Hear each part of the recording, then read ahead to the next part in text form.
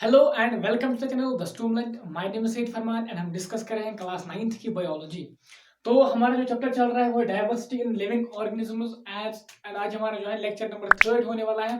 आज के लेक्चर में हम डिस्कस करेंगे एनिमल किंगडम के बारे में। अगर आपको याद होगा तो हमने लास्ट वाले लेक्चर में जो है एक तो फंजाई और प्लांट किंगडम को कंप्लीट किया था। जितना भी हमारे टेक्स्ट में था सब हमने डिस्कस किया था। और फिर भी अगर आपको कोई भी डाउट रहता है आप हमें कमेंट सेक्शन में बताइएगा। मैं आपके लिए नेक्स्ट वाले लेक्चर में फिर से वो डिस्कस करने के लिए प्रिपेयर करूंगा, वो वाला टॉपिक जो आपका होगा। सबसे पहले मैंने आपको लास्ट वाले लेक्चर में बोला था कि मैं सबसे पहले आपको ये बताऊंगा कि जब हम किसी भी ग्रुप को डिवाइड करते हैं, किसी भी ग्रुप को हम पर्टिकुलर छोटे छोटे ग्रुप्स में जब सब डिवाइड करते हैं तो तब वहां पे हम किस तरीके से करते हैं, उनकी ऑर्गेनाइजेशन क्या होती है। आज मैं आपको पहले वो बताऊंगा, उसके बाद हम स्टार्ट करेंगे basic terms in the animal kingdom. तो सबसे पहले मैंने आपको बताया था कि विटेकर ने 5 किंगडम क्लासिफिकेशन दी थी। तो किंगडम एक ब्रॉड ग्रुप होता है जिसमें हम ब्रॉड कैरेक्टरिस्टिक लेते हैं। सपोज हमने ले लिया जो हमने एक ग्रुप को ले लिया, सपोज एनिमल्स। एनिमल्स में हमने जब ले लिया तो उसमें सपोज हमने किंगडम एनिमलिया ले लिया। किंगडम एनिमलिया में जो अर्थवर्म है वो भी आती है और ह्यूमन जो है वो भी आता है। अब हम ये तो नहीं कह सकते ना कि ह्यूमन और अर्थवर्म को एक ही ग्रुप में रखेंगे, फिर तो प्रॉब्लम हो जाएगी। उसकी अलग जो है उसकी अलग डिफरेंशिएशन है, उसकी अलग कैरेक्टर्स है, उसकी अलग बॉडी स्ट्रक्चर है, हमारा अलग बॉडी स्ट्रक्चर है। तो इस बेसिस पे हमें जो है डिफरेंट सब ग्रुप्स में किंगडम्स को डिवाइड करना पड़ता है। जब हम किसी किंगडम को डिवाइड करते हैं सब ग्रुप्स में तो सबसे पहला ग्रुप जो निकलता है उसको हम फाइलम बोलते हैं। ठीक, किंगडम के बाद जो निकलता है उसको हम बोलते हैं फाइलम। ये आपको याद रखना है। हम जब भी पढ़ते हैं जो भी हमने अभी ग्रुप डिस्कस किए थे मेजर ग्रुप उसको फाइलम ही थे, क्योंकि वो किंगडम से निकले थे। किंगडम को भी जब डिवाइड किया जाता है तो फाइलम निकलते हैं।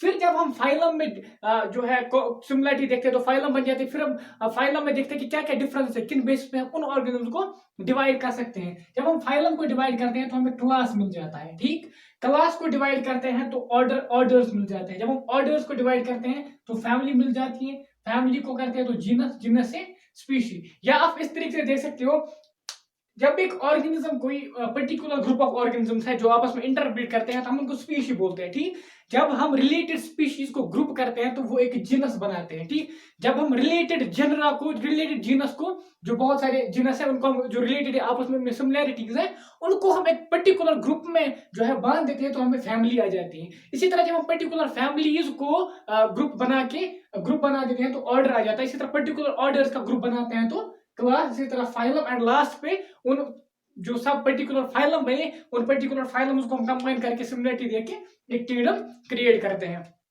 तो यहाँ पे सपोज अगर हम स्पीशी देखें ठीक, अगर हम स्पीशी देखें यहाँ पे एक हम देखेंगे पाइसम सेट हम देखेंगे। सपोज हम देखेंगे यहाँ पे राइस की स्पीशी है, वीट की स्पीशी है। ठीक, दो अलग अलग स्पीशीज है, लेकिन जब हम आ जाते हैं उनको कंबाइन करने में तो हमारा उनका जो है जीनस सेम आ जाता है। इसी तरह जब हम फिर पर्टिकुलर जीनस में दो दो ऑर्गेनिजम्स हैं, दो स्पीशी पर्टिकुलर जीनस में है, फिर हम पर्टिकुलर जो जीनस है उनको हम कंबाइन करके एक फैमिली बना देते हैं। इसी तरह फिर ऊपर जाके जो लास्ट में किंगडम बना देते हैं।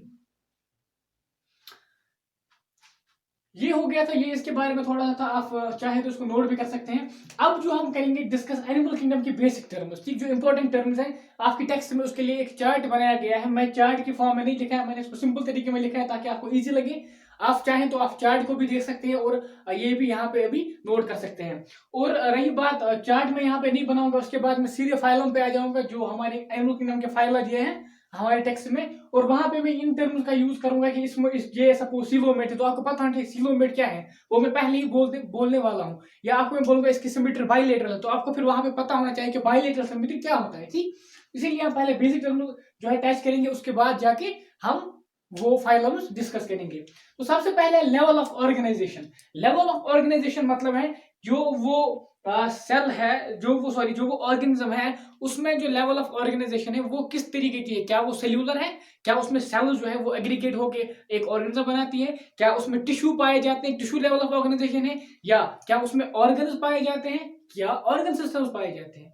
एक सिंपल सी चीज है, क्या टिश्यू है, क्या सेल है, क्या ऑर्गन है, क्या ऑर्गन सिस्टम्स है। यहाँ पे अगर हम देखेंगे सेल्यूलर, क्या सेल्यूलर है, अगर किसी कोई हमें हमारे एनिमल किंगडम में ऐसे ऑर्गेनिजम्स भी है जिन कि जो लेवल ऑफ ऑर्गेनाइजेशन है वो सेल्यूलर है, ठीक, वो सेल्यूलर है, सेल एग्रीगेट्स है, वहां पे टिश्यू नहीं बनते हैं। तो यहाँ पे जो ये सेल्यूलर है ये हमारे पॉरीफेरा में पाया जाता है। अब ये पॉरीफेरा क्या है, ये एक फाइलम है। इस एनिमल किंगडम को हमने डिवाइड किया है फाइलम में, ठीक। यहाँ पे हमने 11 फाइलम बनाए हैं। 11 फाइला जो है उनमें से हमने एनिमल किंगडम को डिवाइड करके 11 फाइला बनाए हैं। तो उसी फाइलम, एक फाइलम का नाम है पॉरीफेरा। तो ये जो सेल्यूलर लेवल ऑफ ऑर्गेनाइजेशन है ये पॉरीफेरा में पाई जाती है।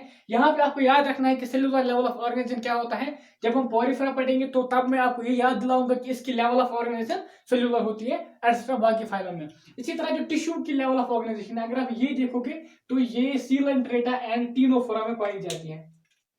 दो फाइला के नाम है, आप परेशान मत हो जाइए, ये सिंपल सी चीजें हैं, आपको ये बाद में समझ में आ जाएंगी सारी। अभी आपको खाली याद रखना है कि सेल्यूलर लेवल ऑफ ऑर्गेनाइजेशन क्या होता है, टिश्यू लेवल ऑफ ऑर्गेनाइजेशन क्या होता है। ये फाइलम याद रखने की जरूरत नहीं, क्योंकि जब हम ये पढ़ेंगे तब मैं आपको फिर से ये टर्म याद दिलाने वाला हूँ। यहाँ पे है फिर organ system of level of organization. Organ level of organization जो है ये आती है हमारे प्लैथियलमेंथस में, ठीक। प्लैथियलमेंथस में या फ्लैट वर्म्स में ऑर्गन लेवल ऑफ ऑर्गेनाइजेशन पाई जाती है। इसी तरह organ system level of organization जो है वो है एस्चिहेलमिंथस या राउंड वर्म से लेकर जो भी हमारे बाकी फाइला है, एनालिडा है, जो है हमारा मोलस्का है, या आर्थ्रोपोडा है, या हेमिकॉर्डेटा है, एकाइनोडर्मेटा है, या कॉर्डेटा है, सब में जो है organ system level of organisation पाई जाती है। तो एस्चिहेलमिंथस या आप इनको बोल सकते हो राउंड वर्म्स के ऑनवर्ड राउंड वर्म के बाद जो भी फाइला है सब में organ system level of organisation पाई जाती है। सिंपल से टर्म्स है, आप इनको सिंपल तरीके से ले लो तो आपके लिए इजी हो जाएगा। नेक्स्ट पॉइंट है सिमेट्री। सिमेट्री भी एक इंपॉर्टेंट फैक्टर है जो हमारी ऑर्गेनिज्म को डिवाइड करने में जो इंपॉर्टेंट रोल प्ले करती है। सपोज एक ऑर्गेनिज्म जो है वो सिमेट्रिक है, उसको हम पर्टिकुलर सिमेट्री में डिवाइड कर सकते हैं, लेकिन दूसरे ऑर्गेनिज्म नहीं कर सकते। तो हमने उनको दो ग्रुप बना दिया, एक वाला इसकी ये सिमेट्री है, दूसरे की सिमेट्री नहीं है। उसी तरीके से जब कोई ऑर्गेनिज्म अनसिमेट्रिकल होता है तो उसको हम बोलते हैं इसकी सिमेट्री जो है अनसिमेट्रिकल है। तो अनसिमेट्रिकल में हमारा कौन आएगा, अनसिमेट्रिकल में स्पॉन्ज आते हैं या यही पॉरीफेरा, ठीक। पॉरीफेरा को हम स्पॉन्ज के नाम से भी जानते हैं। अभी आपको खाली याद रखना है कि सिमेट्री क्या क्या की टाइप, सिमेट्री की क्या क्या टाइप्स है, ठीक। पहले तो अनसिमेट्रिकल, ठीक। दूसरा आपका आएगा रेडियल। अब रेडियल क्या होता है, अगर आपको कोई बॉल दी जाएगी, ठीक, और बोला जाएगा कि बॉल को आपने दो हिस्सों में डिवाइड करना है, तो कैसे कर सकते हो आप जिस तरीके से भी चाहोगे वो बॉल दो पार्ट्स में डिवाइड हो सकती है। सपोज आपको ऐसे एक बॉल दी गई है, यहाँ पे मैं बनाता हूँ, ऐसे एक बॉल दी गई है, आपको बोला डिवाइड करो। आप चाहो तो आप इसको ऐसे भी डिवाइड कर सकते हो, ऐसे भी डिवाइड कर सकते हो, ऐसे भी, ऐसे भी। तो इस वाली सिमेट्री को, जहां पे एक ऑर्गेनिज्म को हम दो पार्ट्स में डिवाइड कर सकते हैं किसी भी प्लेन से, उसको हम बोलते हैं रेडियल सिमेट्री, ठीक। आपको ये याद होना चाहिए रेडियल सिमेट्री क्या है, ये आपको पता होना चाहिए कौन सी वाली सिमेट्री है। इसको रेडियल सिमेट्री क्यों बोलते हैं, क्योंकि यहाँ पे रेडियली आप किसी भी प्लेन में ऑर्गेनिज्म को डिवाइड कर सकते हो। तो क्या रेडियल सिमेट्री। इसी तरह बाइलेटरल सिमेट्री का अगर आप देखोगे, बाइलेटरल सिमेट्री जो है, यहाँ पे एक ऑर्गेनिज्म को आप दो पार्ट्स में सिर्फ एंड सिर्फ एक ही प्लेन से डिवाइड कर सकते हो। सपोज आपके पास ह्यूमन है, ह्यूमन के पास ऐसे दो आईज है, एक दो आईज है, ठीक। और यहाँ पे इसकी नाक है, यहाँ पे ये इसका सर है, यहाँ पे कान है, यहाँ पे कान है। आपको बोला जाएगा कि इसको आपको दो इक्वल पार्ट्स में डिवाइड करना है, तो सिर्फ और सिर्फ एक ही प्लेन है जो यहाँ से जाएगा, जो प्लेन यहाँ से जाएगा और इसको डिवाइड करेगा, वो वाला प्लेन ही इसको इक्वल पार्ट्स में डिवाइड कर सकता है। इस टाइप की सिमेट्री को हम बोलते हैं बाइलेटरल सिमेट्री, यानी वो सिमेट्री जिसमें आप एक ऑर्गेनिज्म को दो पार्ट्स में only and only in one plane में डिवाइड कर सकते हो। सिंपल सी चीज है, सिंपल तरीके से इसको समझो, आप सिंपल ले लो और ये समझो कि ये सिंपल है तो आपके लिए सिंपल है। अगर आप इसको समझते हो कि कॉम्प्लेक्स है, मुझे समझ में नहीं आ रहा है, तो आपको मुश्किल होगा समझने में। थर्ड टर्म जो है वो है सीलूम। सीलूम एक यहाँ पे टर्म दी हमें, आपके लिए मे भी ये नई होगी, लेकिन आपकी टेक्स्ट ने इसका मेंशन किया है तो हमें ये पढ़नी ही पड़ेगी। अब सीलूम क्या होता है, सीलूम एक कैविटी है, कैविटी, बॉडी कैविटी को हम सीलूम बोलते हैं। जो बॉडी कैविटी गट वॉल और बॉडी वॉल में जो स्पेस होती है उसको हम सीलूम बोलते हैं, ठीक। बॉडी वॉल और गट वॉल, गट हमारी alimentary canal, food pipe extra जो भी है, इंटेस्टाइन जो सारा है, उसकी जो आउटर लाइनिंग है, एंड जो हमारी बॉडी की इनर लाइनिंग है, उसके बीच में जो स्पेस है उसको हम बोलते हैं सीलूम, ठीक है। सिंपल सी चीजें आराम से समझ लो। या cavity between epidermis and gastrodermis. Gastrodermis होता है वो वाली आउटर लाइनिंग ऑफ आवर गट, जो है अपनी जो एलिमेंट्री कैनाल है या इसोफेगस, इंटेस्टाइन, स्टोमक एक्सेट्रा, जो उसकी आउटर वॉल है, and the inner wall of our body, जो उसके बीच में स्पेस है, उसको हम सीलोम बोलते हैं। अब जिन ऑर्गेनिज्म में सीलोम होता है उसको हम बोलते हैं सीलोमेट, जिनमें नहीं होता है उनको बोलते हैं एसिलोमेट। तो सिंपल से दो टर्म्स है यहाँ पे, ये टर्म्स आप समझ लो पहले, एसिलोमेट एंड सीलोमेट। ठीक, ये आप समझ लो, एसिलोमेट है, सीलोमेट। जो एसिलोमेट है वो स्पॉन्ज टू प्लेथ एलिमेंट्स होते हैं, इनमें सीलोम नहीं होता है। ठीक, एंड सीलोमेट होते हैं एनालिडा ऑनवर्ड, सीलोमेट होते हैं। अब है एक और टर्म है सीडोसीलोमेट। ठीक, इनमें भी सीलोम प्रेजेंट होता है, इनमें बॉडी कैविटी प्रेजेंट होती है, लेकिन in the form of pouches. ठीक, इनमें जो है body cavity in the form of pouches present होती है। बॉडी कैविटी होती है लेकिन पाउचेस में प्रेजेंट होती है, इसलिए हम उसको बोलते हैं सीडो, मतलब फॉल्स सीलोम।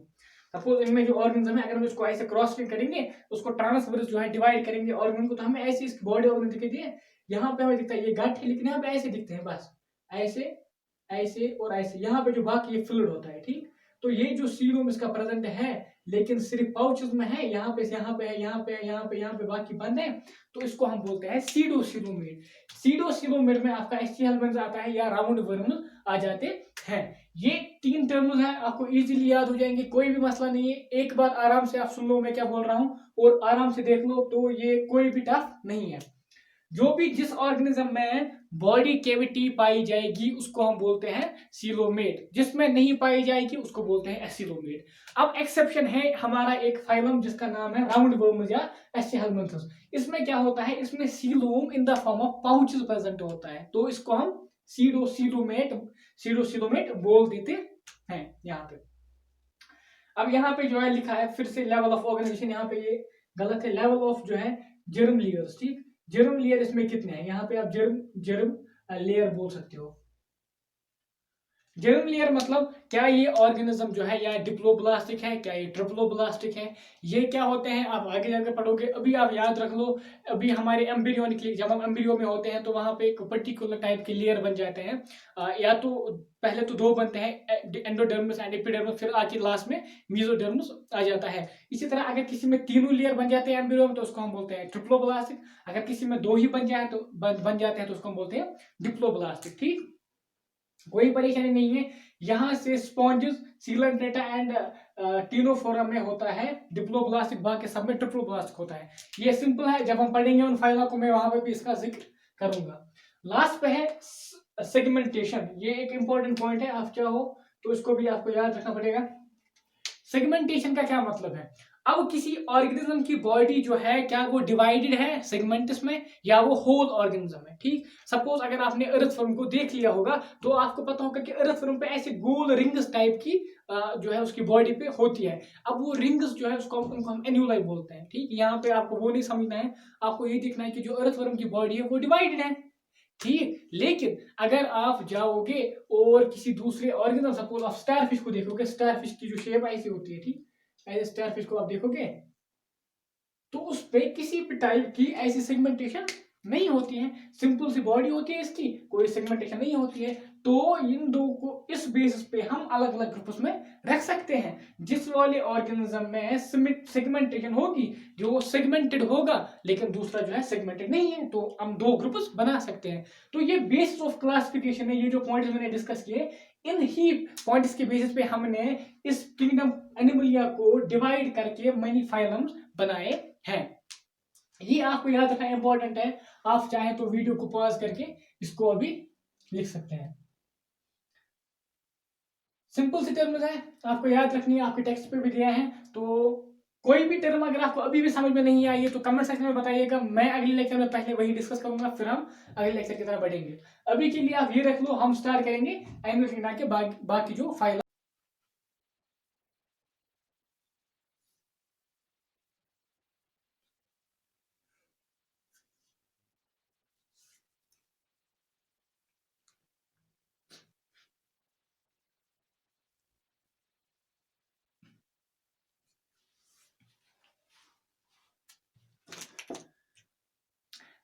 आई होप कि आपको वो सारे पॉइंट्स जो है समझ में आ गए होंगे जो हमने इससे पहले डिस्कस किए।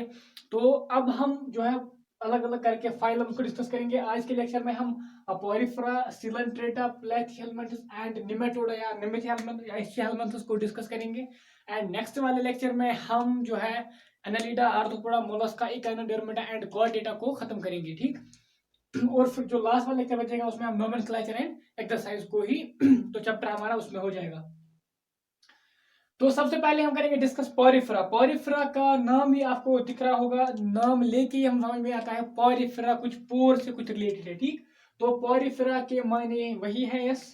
तो ये पोर बेयरर्स होते हैं, इनमें पोर्स होते हैं, ठीक। यहाँ पे लिखा होगा, अगर आप पहला ही पॉइंट देख रहे होंगे, अभी लिखा है कि ऑर्गेनिजम्स विथ होल्स, ठीक। उनकी होल बॉडी में, सारी बॉडी में होल्स प्रेजेंट होते हैं। उन होल्स को हम ऑस्टिया बोलते हैं। यहाँ पे लास्ट वाले पे हमने यहाँ पे बनाया है, इन होल्स को हम बोलते हैं ऑस्टिया, ठीक। ऑस्टिया, ऑस्टिया उन होल्स को हम बोलते हैं जो स्पॉन्ज की बॉडी में प्रेजेंट होते हैं। यहाँ पे जनरल स्पॉन्ज का स्ट्रक्चर है, किसी पर्टिकुलर स्पॉन्ज का नहीं है, जनरल स्पॉन्ज का स्ट्रक्चर ऐसा होता है। यहाँ पे जो है पोर्स होते हैं और बीच में जो है एक कैविटी होती है और यहाँ से एक बड़ा सा पोर होता है जहाँ से फिर ये बाहर जाता है, जो यहाँ इन ओस्टिया से अंदर आता है वो फिर यहाँ से बाहर जाता है ऐसे, ठीक। पढ़ेंगे नीचे आगे, हम यहाँ पे पहुंच जाएंगे। दूसरा है नॉन मोटाइल होते हैं, ठीक। ये मूव नहीं कर पाते हैं, ये एक ही जगह फिक्स्ड होते हैं, नॉन मोटाइल होते हैं, ठीक। अटैच्ड टू सॉलिड सपोर्ट, ये सॉलिड सपोर्ट से अटैच्ड होते हैं थ्रू होल्ड फास्ट या समथिंग एल्स, जो भी उनके पास चीजें होती है जिनसे खुद को अटैच कर सकते हैं, उससे ये एक सॉलिड सपोर्ट के साथ अटैच होते हैं और ये मूव नहीं करते, नॉन मोटाइल होते हैं।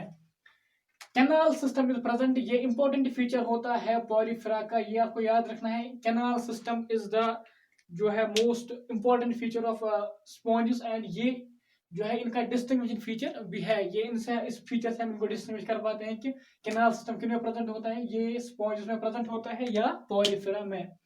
Are covered by hard exoskeleton, इनके आउटसाइड ऑफ बॉडी एक हार्ड एक्सोस्केलेटन होता है, हार्ड एक स्केलेटन टाइप का होता है। अगर हम देखेंगे, आपके टेक्स्ट में नहीं दिया है लेकिन स्टिल आप चाहे तो वहां पे जो सेल्स होती है कोइनोसाइट्स, और उनको हम कॉलर सेल्स भी कहते हैं, प्रोटेक्शन के लिए भी होते हैं, एंकरेज के लिए भी होते हैं और प्रे जो आएगा उसको भी या प्रेडेटर को भगाने के लिए भी होते हैं वहां पे, और वो उसको जो है स्टिफनेस देती है, हार्डनेस प्रोवाइड करते हैं, ठीक। कॉमनली कॉल्ड स्पॉन्जेस, इनको स्पॉन्जेस कहते हैं क्योंकि ये स्पॉन्ज शेप के होते हैं। जब इनमें पोर्स होते हैं तो ये स्पॉन्ज टाइप के हो जाते हैं। इनको अगर आप प्रेस करोगे तो कुछ जो आपको अर्ली फैक्ट पता होगा, जो सबसे पहले जो स्पॉन्ज जो हम करते थे यूज अपने बर्तन धोने के लिए, वो यही स्पॉन्ज को जो है ड्राई करके यूज करते थे, ठीक। तो फिर उसी बेस पे इनको हम नाम स्पॉन्ज भी देते हैं। मोस्टली मरीन होता है, ठीक। ये मोस्टली मरीन होते हैं, मेनली मरीन होते हैं। मरीन मतलब एक्वाटिक होते हैं लेकिन मरीन होते हैं, साल्टी वाटर में ज्यादातर पाए जाते हैं। ये उनकी जो है कॉमन शेप है। यहाँ पे जहाँ छोटे छोटे पोर्स होते हैं जिनको हम ऑस्टिया बोलते हैं, और जो बड़ा पोर होता है जो भी ऑस्टिया से अंदर आता है वो यहाँ से बाहर निकलता है, इसको हम बोलते हैं ऑसिक्यूलम, ठीक। ऑसिक्यूलम के नाम से हम इसको जानते हैं। एंड जो ये कैविटी होती है बीच में, इसको हम बोलते हैं स्पोंजोसील, ठीक है। सिंपल से टर्म्स है, एक बार आपको याद रखनी है, बाकी कोई मसला नहीं है। स्पोंजोसील है ये वाली कैविटी, ये ऑस्टिया है, ये ऑसिक्यूलम है। एसिमेट्रिकल होते हैं और एसिलोमेट भी होते हैं। एक तो एसिमेट्रिकल होते हैं, उनकी पर्टिकुलर कोई सिमेट्री नहीं होती, आप इन्हें किसी भी पर्टिकुलर प्लेन में डिवाइड नहीं कर सकते, एंड इनमें सीलोम भी एब्सेंट होता है। लास्ट पे है इंपॉर्टेंट और एक फीचर है इनका, इसको बोलते हैं हर्मोफ्रोडाइट, ठीक। हर्मोफ्रोडाइट होते हैं, आपने ये सुना होगा अर्थवर्म के लिए कि वो हर्मोफ्रोडाइट होते हैं, लेकिन स्पॉन्ज का भी एक डिस्टिंक्टिव फीचर ये है कि वो भी हर्मोफ्रोडाइट होते हैं, यानी वो एक ही ऑर्गेनिज्म में वो सेक्सेस प्रेजेंट होते हैं, मेल भी और फीमेल भी एक ही ऑर्गेनिज्म में प्रेजेंट होते हैं। तो ऐसे आपको याद रखना है, बाकी ज्यादा कुछ नहीं है इसमें। ये वाले पॉइंट्स अगर आपको याद रहते हैं तो आपके लिए एनफ है। नेक्स्ट वाला फाइलम जो है वो है सीलेंट्रेटा, ठीक है। सीलेंट्रेटा या हम इसको नाइडेरिया भी बोलते हैं। सबसे पहला point, live in water, mostly marine, water में रहते हैं, ठीक। एक्वाटिक होते हैं एंड ये भी मोस्टली मरीन ही होते हैं, ये भी साल्टी वाटर में ही प्रेजेंट होते हैं। सेकंड पॉइंट, शो मोर डिफरेंशिएशन, ये मोर डिफरेंशिएशन शो करते हैं देन पोरिफेरा। पोरिफेरा से इनमें डिफरेंशिएशन ज्यादा होती है, यहाँ पे टिश्यू लेवल ऑफ ऑर्गेनाइजेशन होती है, यहाँ पे सेल्यूलर लेवल ऑफ ऑर्गेनाइजेशन होती है, और यहाँ पे फिर टिश्यू आके बन जाते हैं। सीलोंट्रेटा में टिश्यू प्रेजेंट होते हैं। बॉडी कैविटी होती है, और उस बॉडी कैविटी को हम बोलते हैं गैस्ट्रोवेस्कुलर कैविटी। यहाँ पे जो है उसको हम बोलते हैं स्पोंजोसील, क्योंकि स्पोंज में प्रेजेंट है तो स्पोंजोसील। यहाँ पे जो कैविटी है उसको हम बोलते हैं गैस्ट्रोवेस्कुलर कैविटी। इनका जो है यहाँ पे ब्लाइंड ट्यूब स्ट्रक्चर होता है, मतलब इनका एक ही ओपनिंग होती है इनकी, जहां से ये इन भी होता है और वहीं से वेस्ट भी बाहर निकाले जाते हैं। ठीक, इनका सेपरेट माउथ एंड एनस नहीं होता है, एक ही ओपनिंग होती है, वही माउथ की तरह भी एक्ट करता है और एनस की तरह भी एक्ट करता है। में फॉर्म कॉलोनी, ये कॉलोनी भी बना सकते हैं, एग्जाम्पल है कोरल्स। ठीक, और मे बी सॉलिटरी, या ये अकेले भी रह सकते हैं, एक ही ऑर्गेनिज्म रहेगा और फिक्स्ड रहेगा एक जगह पे। सॉलिटरी या एक ही ऑर्गेनिज्म है, वो कॉलोनी में नहीं रहता है, अलग ऐसे अकेले ही रहता है। तो ये एग्जाम्पल यहाँ पे हाइड्रा है, तो कॉलोनी भी बना सकते हैं। कोरल रीफ आपने सुना होगा, कोरल्स, एंड सॉलिटरी भी रह सकते हैं हाइड्रा। सॉरी, स्पॉन्ज की एक चीज यहाँ पे है, एग्जाम्पल दी गई है हमें यहाँ पे यूपिलिक्टिला, साइकॉन एंड स्पोंजला। ठीक, स्पोंजला को फ्रेश वाटर स्पोंज बोलते हैं, ये फ्रेश वाटर में रहती है। ठीक, फ्रेश वाटर स्पोंज, ये स्पोंज की एग्जांपल थी। अब यहाँ पे आ जाते हैं वापस एग्जांपल, यहाँ पे जेली फिश है, सी एनिमोन है, एटसेट्रा। ठीक, यहाँ पे अब आपको और एक पॉइंट याद रखना है कि जो सीलंट्रेटा या नाइजीरिया है, इनमें दो टाइप की शेप्स पाई जाती है। जो उनकी बॉडी ऑर्गेनाइजेशन होती है, जैसे इनकी बॉडी बन जाती है तो उसमें दो टाइप की शेप्स हो सकती है, या तो वो ऐसे सिलेंड्रिकल हो सकती है तो उसको हम बोलते हैं पॉलीप। ठीक, पॉलीप बोलते हैं अगर वो शेप सिलेंड्रिकल होगी, या तो वो ऐसे अम्ब्रेला शेप्ड हो सकती है, उसको हम बोलते हैं मेडुसा। याद रखना होगा आपको। अगर आपने हाइड्रा की जो आपकी पिक्चर दी गई है आपकी टेक्स्ट बुक पे, तो हाइड्रा इस तरीके का होता है, इस शेप का होता है। ठीक, इसको हम पॉलीप बोलते हैं। और जो जेली फिश है, यहाँ पे हमें दिया है जेली फिश, और ये इस शेप की होती है, और इसको हम मेडुसा बोलते हैं। ठीक, इस शेप को मेडुसा बोलते हैं, इस शेप को हम पॉलीप बोलते हैं। अब जो हाइड्रा है वो पॉलीप शेप का होता है, और जो जेली फिश है वो मेडुसा शेप की होती है। सिंपल सी चीजें हैं, आप आराम से याद रख सकते हो, कोई मसला नहीं है उसमें इतना। ठीक, आप प्लेथी हेलमिंथ्स का अगर आप देख लोगे, फ्लैट वर्म्स के नाम से भी जाने जाते हैं। क्यों? क्योंकि डॉर्सिवेंट्रली फ्लैट बॉडी होती है इनकी। ठीक, इनकी बॉडी जो है डॉर्सिवेंट्रली फ्लैट होती है। इनकी बॉडी जो है अगर आप देखोगे तो वो ऐसे होती है, मतलब थोड़ी फ्लैट होती है और स्लिम होती है, मतलब उसकी जो है, जो उसकी थिकनेस है वो ज्यादा नहीं होती, थिकनेस थोड़ी सी होती है, और फिर दोनों साइड से सेम होती है। अब मैं यहाँ 3D में आपको दिखा नहीं सकता, सिंपल सी ऐप समझ लो, ऐसी होती है और ऐसे।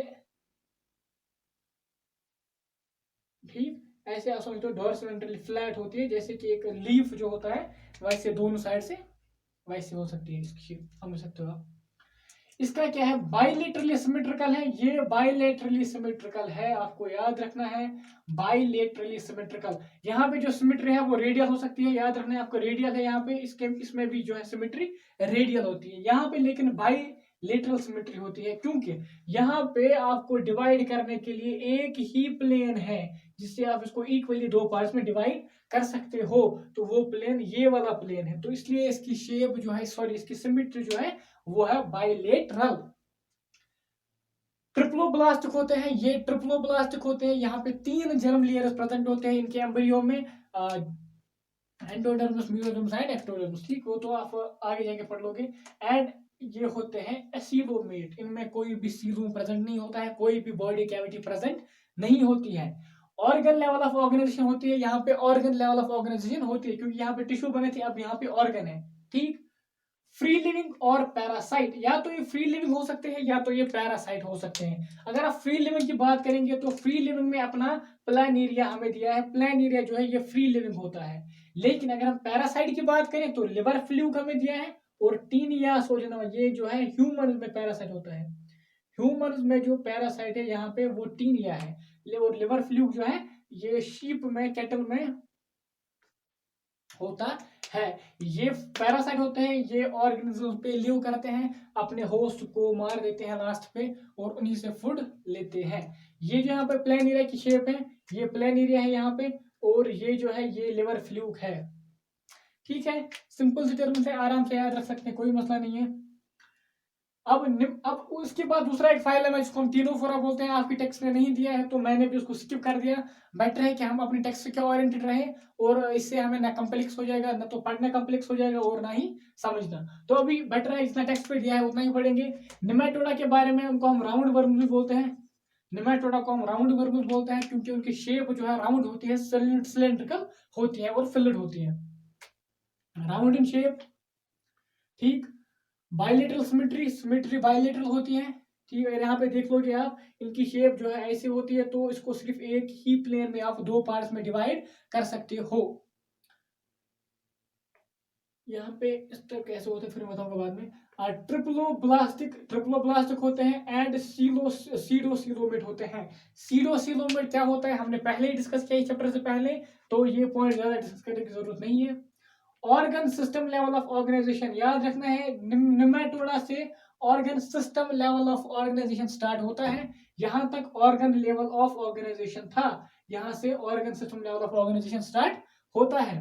मोस्टली पैरासाइट, ये मोस्टली पैरासाइट ही होते हैं, इसमें इस ग्रुप में जो ऑर्गेनिजम्स आते हैं वो मोस्टली पैरासाइट ही होते हैं। यहाँ पे आपका है फ्लैरियल वर्म, ये एलिफेंटिसिस डिजीज करती है। फ्लैरियल वर्म एलिफेंटिसिस डिजीज करती है, इंपॉर्टेंट है फ्लैरियल वर्म।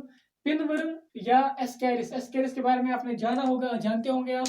एस्कैरिस जो है ह्यूमन इंटेस्टाइन में जो है इन्फेक्शन क्रिएट करती है, और यहाँ पे ये जो शेप है ये भी एस्कैरिस की ही है। ये मेल की शेप है, यहाँ पे क्लस्पर्स होते हैं, और ये फीमेल की शेप है जो थोड़ा ज्यादा लंबी होती है मेल से। और ये एस्कैरिस जो है ह्यूमन इंटेस्टाइन में पाया जाता है।